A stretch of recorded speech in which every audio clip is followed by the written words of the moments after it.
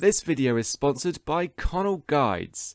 To get your hands on the most intelligent study guides on the market for GCSE and A-level English literature, as well as GCSE and A-level history, visit connellguides.com and use code RS15 at checkout for 15% off your order. So we all know that Romeo is one of the main characters of Romeo and Juliet, right? I mean, the clue's in the title. But just how exactly is he presented in Shakespeare's play? Let's find out.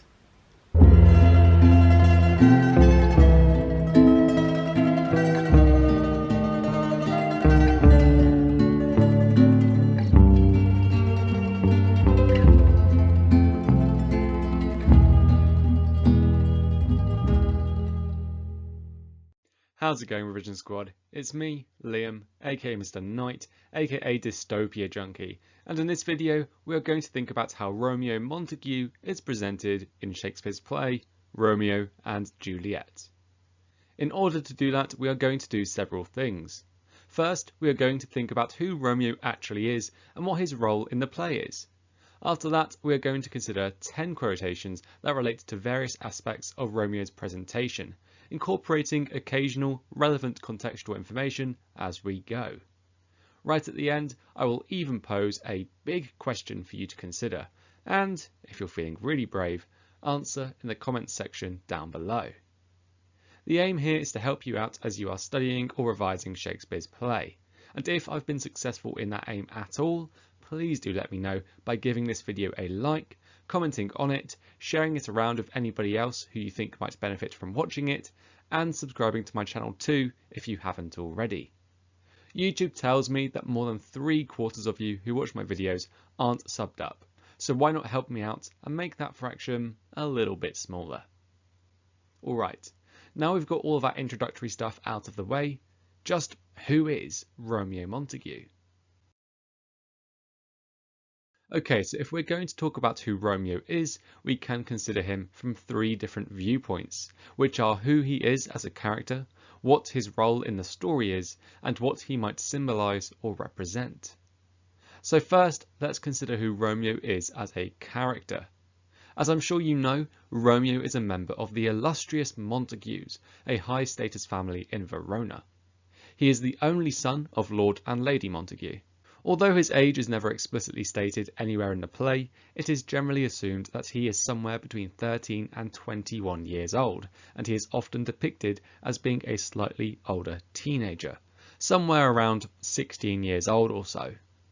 He is an incredibly passionate and romantic young man. His story role is pretty simple. He is one of Romeo and Juliet's protagonists. In falling in love with and marrying Juliet, Romeo drives the plot of the play forwards. If he didn't fall in love with Juliet, there really wouldn't be much of a play at all, to be honest. Of course, the tension involved in this relationship triggers the play's narrative conflict, and Romeo is also responsible for contributing to the play's rising action, for in killing Tybalt, he makes the situation much, much worse. Furthermore, Romeo can be seen as a caricature of a Petrarchan lover. I will be talking about this in greater detail later in the video, but in short, this means that he is a parody of a man who is over the top and dramatic in his experiences of love. He is poetic, but in a bit of a naff way, dotes on Juliet in a way that is uncharacteristic for the time, and perhaps wears his heart on his sleeve a little too much. Alright. Hopefully that's given you a decent overview of who Romeo is, what his role in the play is, and what he might represent. But if you're going to write about Romeo, you're probably going to want to think about some quotations that relate to him, aren't you? Well then, which quotations could we use to discuss Romeo? Alright, before we get stuck into analysing some quotations, I just wanted to acknowledge that all line references that I make in this video refer to the Folger Shakespeare Online edition of Romeo and Juliet. Your edition might have slightly different line numbers depending on which conventions it follows, so please bear that in mind as you watch this video. Okay, So let's have a think about one of the very first quotations from the play that refers to Romeo, even if it does not use his name.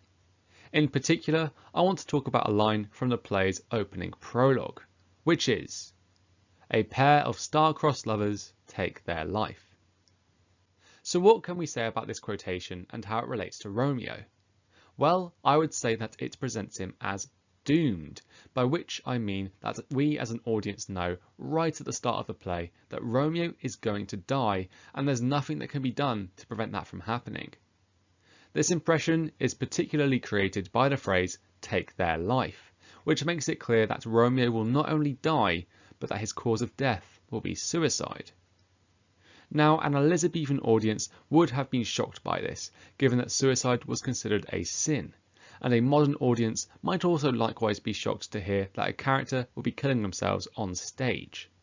Furthermore, with this knowledge in mind, an audience is likely to view Romeo's actions as tragic, because despite all of his efforts to keep his and Juliet's relationship alive, in spite of all the obstacles that they face, he will ultimately fail. So next up, let's jump to the play's first scene and consider what other characters have to say about Romeo. It is so important that you remember that if you are asked to write about a character, you don't just have to write about the things that they say or do. You can also write about what other characters say about them or how other characters react to them. So, when Benvolio asks, "What sadness lengthens Romeo's hours?" what does that say about Romeo? I would say that this presents Romeo as an emotional character, for it is clear that his friends understand that he is prone to being swayed by powerful emotions, as we can see in Benvolio's question. Because Benvolio uses figurative language to indirectly ask what the cause of Romeo's sadness is, Romeo's hours are not literally lengthening after all, it could be argued that he is trying to treat Romeo delicately and sensitively, suggesting that he understands that Romeo is an emotional character whose emotional state should be taken into consideration. Of course, the emotion that we can associate with Romeo in this quotation is sadness, and so you could just say that Romeo is a sad character. However, using our knowledge of the play at large, we know that Romeo is often swayed by powerful emotions, such as love, anger, and desperation. And so rather than calling him sad, I think the word emotional or the phrase emotionally volatile might be more useful when it comes to describing Romeo and analysing how he is presented in the play. Alright, so if that's what the prologue and Benvolio have to say about Romeo, what impressions of him can we gather from the things he says or does himself? Let's jump to the Capulet ball, because in this scene, Romeo says, "Oh, she doth teach the torches to burn bright, it seems she hangs upon the cheek of night." So this couplet is one of many examples in the play where Romeo is presented as a Petrarchan lover. But what does that mean? Well, a Petrarchan lover is a figure within the poetry of Petrarch, an Italian writer. Petrarch's poems were full of men who would dote on women in an over-the-top and almost ridiculous way. These men were completely consumed by their passion for their mistresses, which often drove them to emotional extremes that appeared out of place for the time in which Petrarch wrote, for 14th century Italy was every bit as patriarchal as Elizabethan England. Romeo's hyperbolic metaphor, in which he suggests that Juliet is brighter than bright, is poetic, I'll give him that, but it's not very good poetry.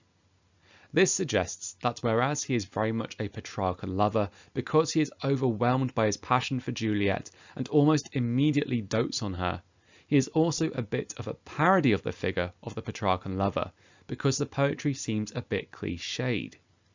You could even argue that Romeo's choice to speak in rhyme reinforces the idea that he is a Petrarchan lover, given that these figures were mostly evoked in poetry, but that the simplicity and obviousness of Romeo's rhyme, bright and night, suggests that he is not a particularly skilled poet, which in turn solidifies the idea that he is a parody or caricature of the Petrarchan lover. Romeo's presentation as a Petrarchan lover, whether a genuine Petrarchan lover or a parody of one, might suggest that he is quite young and inexperienced when it comes to love. He seems to only understand romance in poetic terms, meaning that it is something he has only ever read about, rather than being something that he has first-hand experience of. When analysing Romeo, this could be a really good place for you to start, as it shows how he views and understands romantic love before he actually experiences it himself. How might this change as the play progresses, I wonder? Our next quotation comes from Act 2, Scene 2, also colloquially known as the balcony scene. To begin with, Juliet steps out onto her balcony and reflects on the issues getting in the way of her relationship with Romeo. After hearing her ruminate for a bit, Romeo states, aside, "She speaks. Oh, speak again, bright angel." This quotation, I suggest, presents Romeo as a sly character. This impression is largely created by the stage direction aside, which lets us know that Romeo is not speaking directly to Juliet and is instead thinking these lines of dialogue. Consequently, when Romeo begs Juliet to speak again, he is essentially fishing for compliments and hoping that she says lots of nice things about him, therefore stroking his ego and allowing him to see what Juliet honestly thinks about him. Such behaviour is not particularly forthright of Romeo at all, and it sees him use Juliet's ignorance and his own stealth to his advantage. To be brutally honest, it's also a bit creepy, as he's just loitering by Juliet's balcony so he can overhear what she is saying, which is not a great look, let's be real. It could be argued, though, that Romeo's slyness is caused by insecurity. He has, after all, recently been rejected by Rosaline, and so perhaps he is still feeling a little bit hurt by that, causing him to be slightly more cautious when it comes to love. Next up, let's consider how Romeo is presented in Act 2, Scene 3, in which he convinces Friar Lawrence to marry Romeo and Juliet in secret. In particular, let's look at Friar Lawrence's dialogue when Romeo tells him that it is Juliet, and not Rosaline, who he wants to marry. Friar Lawrence says, "Holy Saint Francis, what a change is here! Is Rosaline, that thou didst love so dear, so soon forsaken?"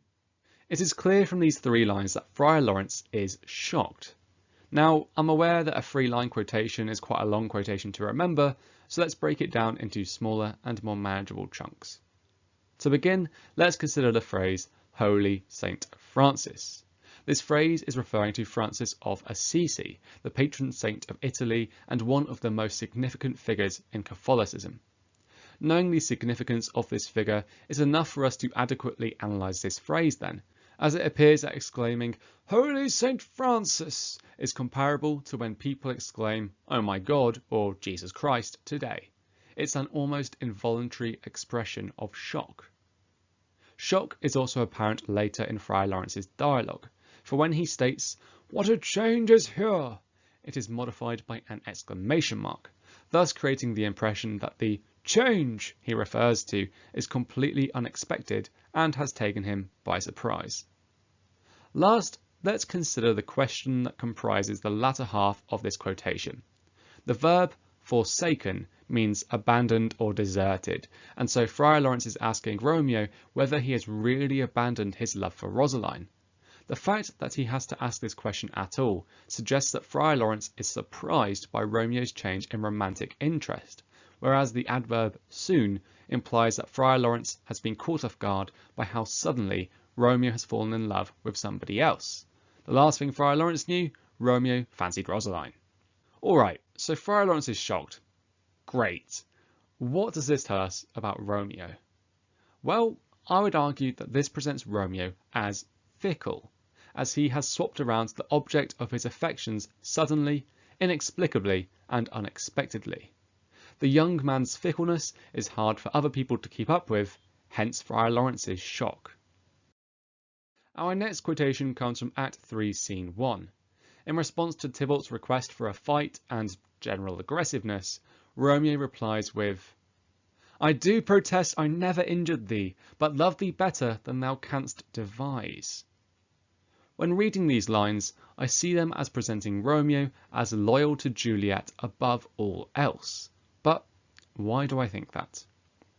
First, I would say that Romeo's dialogue is modified by politeness markers, which are words or phrases that make his speech seem more polite and therefore less confrontational. This is most apparent in I do protest, whereas the shift from the formal thou to the more intimate thee could be interpreted as Romeo trying to be friendly in order to diffuse the situation, which is remarkable given how much the Capulets and Montagues hate each other. It appears that Romeo does not want to aggravate Tybalt because doing so might upset Juliet. Second, Romeo's assertion that he not only loves Tybalt, but loves him better than Tybalt can understand, sees Romeo show loyalty to Juliet. Family honour and family loyalty were super important in Elizabethan England and Renaissance Verona, and so by saying that he loves Tybalt, who is, after all, Juliet's cousin, Romeo shows that he is loyal to the Capulet family, the very same family he is now a part of following his secret marriage to Juliet. By being loyal to Juliet's family, Romeo is of course showing loyalty to his wife. This loyalty to the Capulets is quite remarkable, for they are the bitter enemies of Romeo's very own flesh and blood. As such, maybe Romeo isn't actually showing family loyalty here, because he is more or less abandoning his own family, therefore discarding one family in favour of another.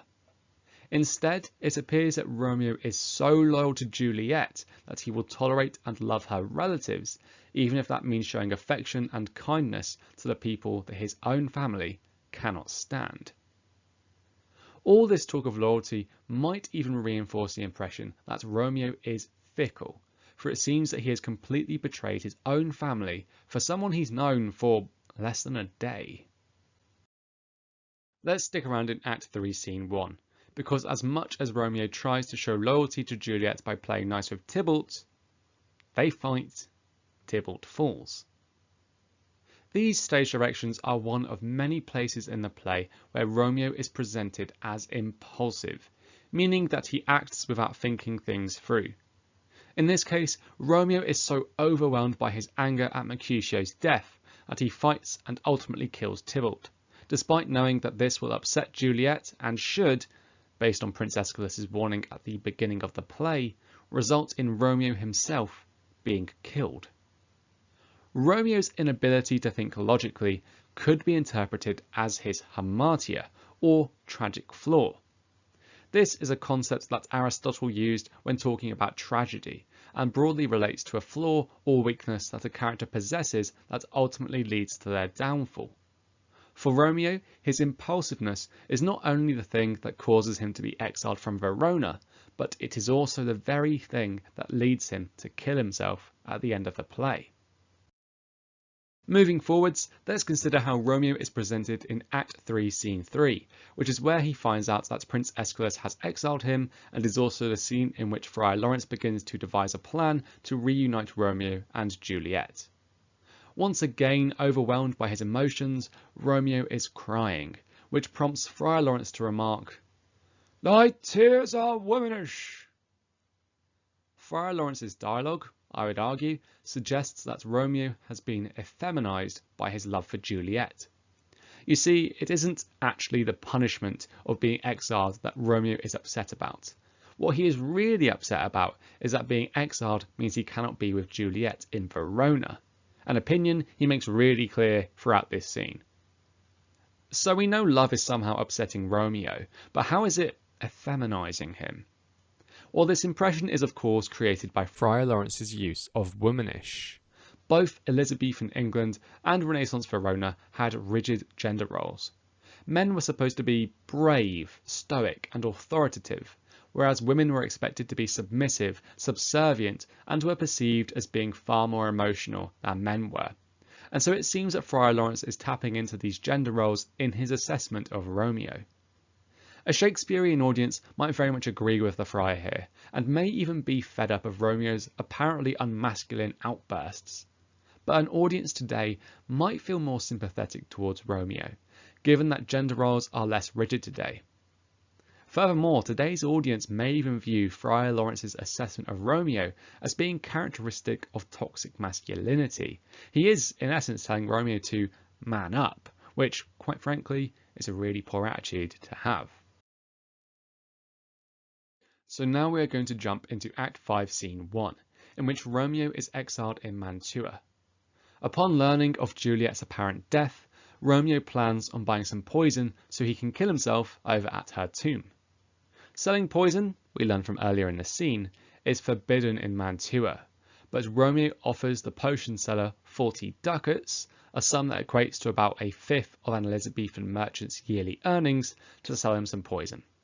Incredibly poor, the apothecary begrudgingly sells the poison to Romeo, who replies with, "I pay thy poverty, and not thy will." So, what does this tell us about Romeo? I would argue that this is one of the places in the play where his privilege comes through most strongly, and not necessarily in a positive way. When Romeo states, "I pay thy poverty," it is clear that he has purposefully overpaid for the poison in order to take advantage of the apothecary's poorness and get what he wants. Indeed, where Romeo says that he has not paid thy will, Shakespeare creates the impression that Romeo has more or less forced the apothecary to sell him the poison. If you're feeling generous towards Romeo, you might say that he comes across as being privileged in this quotation, as he is able to flaunt his wealth. You might even say that he is being so frivolous with his money because he knows that he is going to die, and so he does not need it. In which case, you might even argue that Romeo is being generous in this quotation, or that his commitment to Juliet is very strong. However, if you are feeling less sympathetic towards Romeo in this quotation, which is how I feel about him here, you could instead interpret it as a spoilt rich kid throwing their money around in order to get what they want, even if that means taking advantage of someone much poorer than they are and forcing that poor person to do something illegal.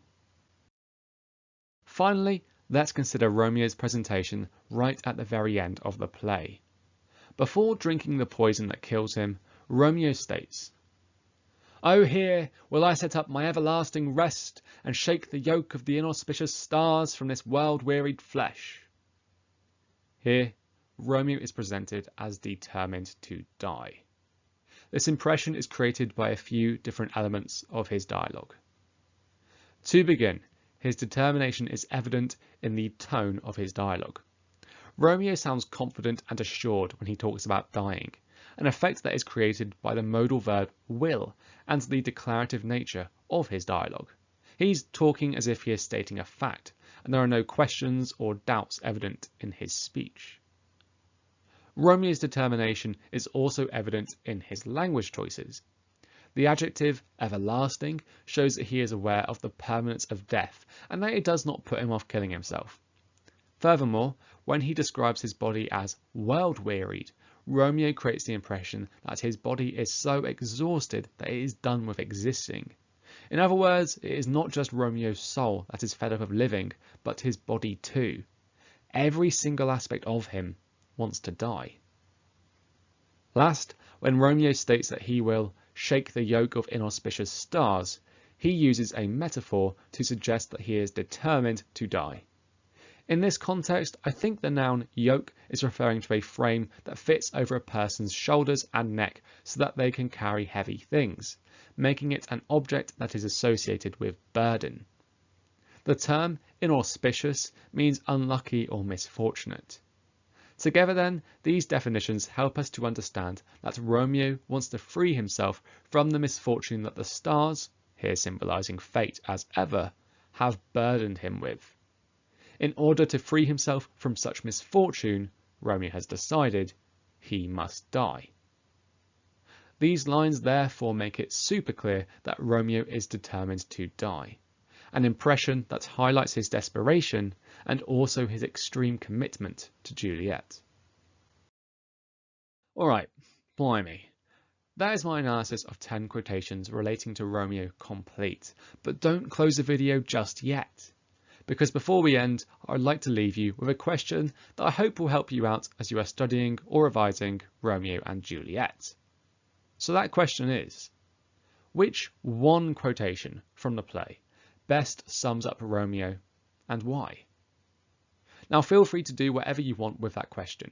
You could use it to prompt a mind map if you need some help kickstarting some additional revision. You could use it as the title for an essay if you really wanted to put your analytical skills to the test. Or you could even use it as a topic for debate if you are revising with some friends or classmates. You know what? You could even write a response to this question down in the comments section if you fancied it. It always brightens my day to see what your thoughts are, and if you are feeling brave enough to share your ideas, I will respect that and make sure to give it a reply and some feedback too. So why not give it a go? Alright, with that question lingering in your mind, I guess it is time to wrap up this video. Genuinely, I really do hope that you have found this video to be helpful and that you feel a bit more confident when it comes to studying or revising Shakespeare's play. Of course, if this video has helped you out, please do let me know by giving it a like, writing a comment on it to let me know, sharing it around with anyone who might benefit from watching it, and subscribing to my channel if you aren't already. And of course, please do remember that, as always, I hope that you have an awesome rest of the day.